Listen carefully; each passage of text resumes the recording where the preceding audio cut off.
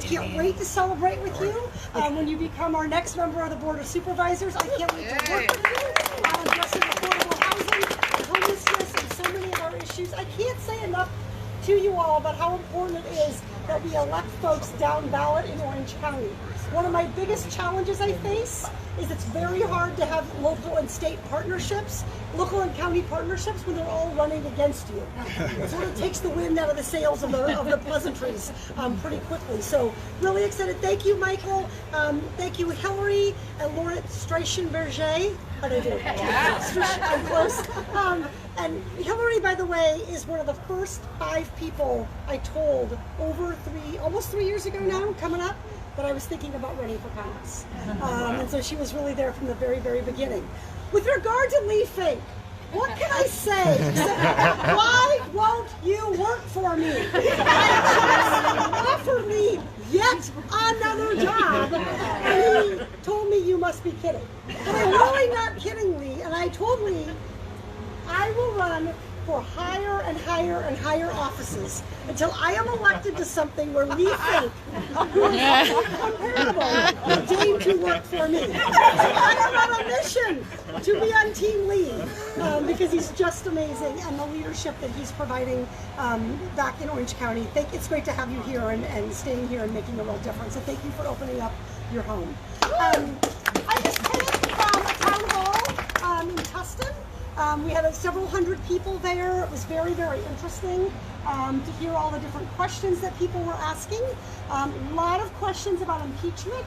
So let me just knock this one off. Right at the start, I will be voting yes. Yes! But I really do it with a heavy heart that it has come to this. Right. And I think one of the hardest things about this time in our country is to continue to find faith in democracy. When what has happened in 2016 and then the president's conduct since then has left us really concerned about the health of our democracy. And that's what makes what we did in 2018 and building upon what we did in 2018 so important. So I'm really incredibly excited about running for a re-election, and I have a goal for 2020. My goal is not to get re-elected. My goal is to get re-elected on election night. I was last year I gave what I thought was a really good speech, and everybody was crying, and nobody was listening, and everybody was heading for the bar because they just weren't sure if we would pull out that victory. Yeah. But we did. And so last time when I stood before you, and I talked to many of you over the last couple of years, and I said every vote's going to matter, boy, did I feel self-righteous the day after election. Even though I wasn't sure if I'd won, I had really meant it when I told you every vote was going to count. So we're going to have to continue to have that on-the-ground activity. We're changing how we're voting in Orange County, so it's going to be extra important to make sure that new voters and less frequent voters, less engaged folks know how to go make their voice heard in our democracy. In our election last time, we I think got 312,000 people who voted.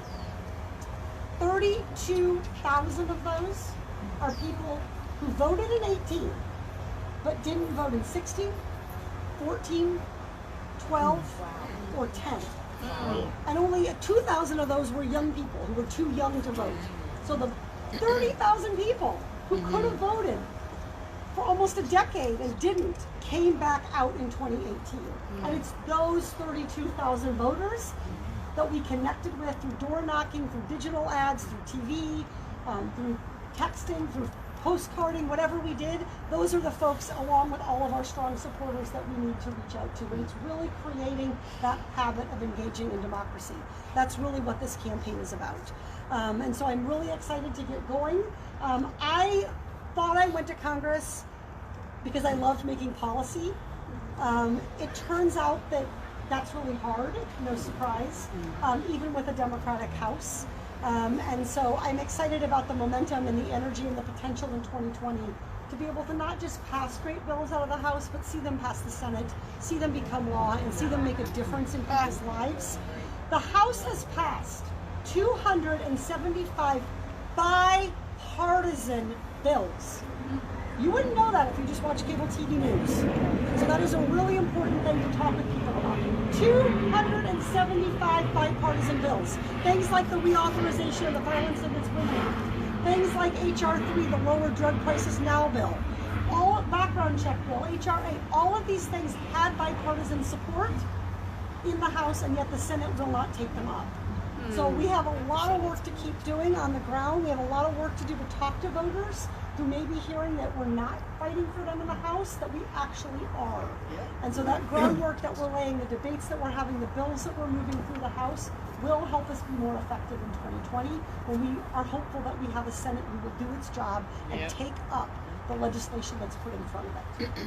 So I'm very excited about 2020. It cannot come soon enough. I'm trying to think if there's anything else I should tell you. I have 6 Republican opponents. Yeah. I did end up being the only Democrat on the ballot, which Yes. is nice. So 6 Republican opponents. I don't know which one of these folks I'm going to face. 4 of them are local elected officials. So again, I'll just repeat to you how important it is to vote all the way down the ballot. And to elect people in our local community who are going to be partners in championing Orange County's values. So we'll know on March 3rd which one we'll face, and then we'll start to ramp up the field operation in the summertime to begin to reach out to people. So with that, I think I'll stop and take questions. Is there any questions? I don't have anything else to say, except thank you.